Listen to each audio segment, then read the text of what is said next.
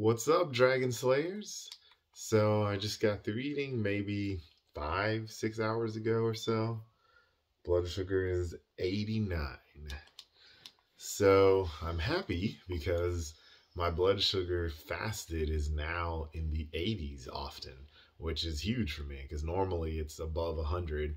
In the morning, it's 120, 130. I'm going to do a video later on explaining how I was able to get it from one in the 120, 130 range down to the 100, low 100 and below range for the morning. So stay tuned and I'll make that video soon. So today's topic is all about how insulin resistance is often the root cause of obesity. I'm going to read you some interesting stats. So nearly 40% of the US population now suffers from obesity, and 45% suffer from either prediabetes or type 2 diabetes. 45%. That's crazy. There's over 300 million people in the US. So that means that over 150 million people in the US are diabetic or on the brink of becoming diabetic. That's absolutely insane. So there is considerable overlap between these diseases, with more than 85% of patients diagnosed with type 2 diabetes also suffering from overweight or obesity. What does this have to do with insulin resistance? Long before type 2 diabetes and even prediabetes is recognized, insulin resistance is already creeping up. Obesity and insulin resistance are interconnected in a variety of ways. And I've linked in the description below a quick article that's going to share with you guys and show you all of the links and the connections between insulin resistance and obesity. So Fung gives an example of a refrigerator and a freezer. And he says how your fat on your body, when you're insulin resistant, the fat on your body is sort of locked away in a deep freezer. And that the food and stuff that you eat is basically the fridge. And so your body's constantly going to the fridge to get it out, but you've got to burn through all of the stuff that you're eating and lower your insulin resistance to get to the stuff in the freezer, which is your body fat. Another analogy, the way I think of it, is you have a car with a main tank and a reserve tank. Well, the reserve tank doesn't kick in until the main tank has been emptied. So when you're highly insulin resistant, if you have type 2 diabetes or prediabetes, you are highly insulin resistant.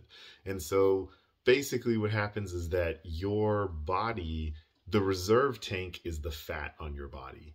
And the insulin resistance makes it basically impossible for you to lose weight. It doesn't matter how much you cut calories.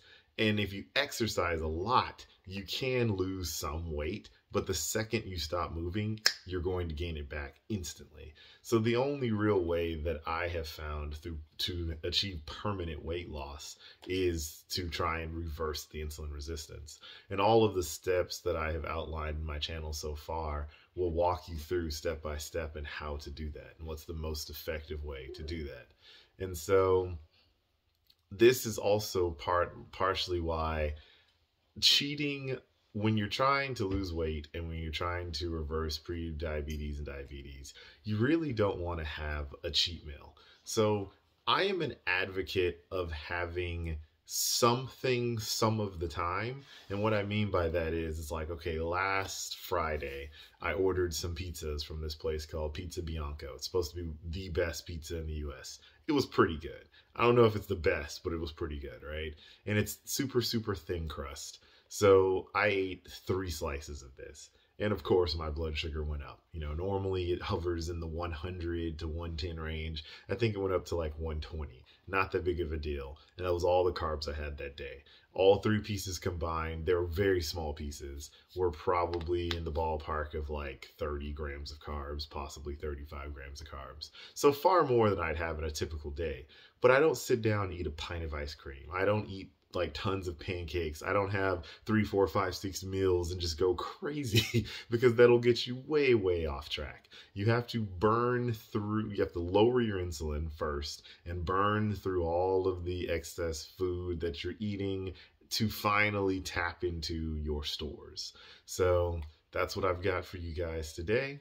Remember that together, you and I will slay the dreaded diabetes dragon and help reverse this chronic obesity that is plaguing the United States.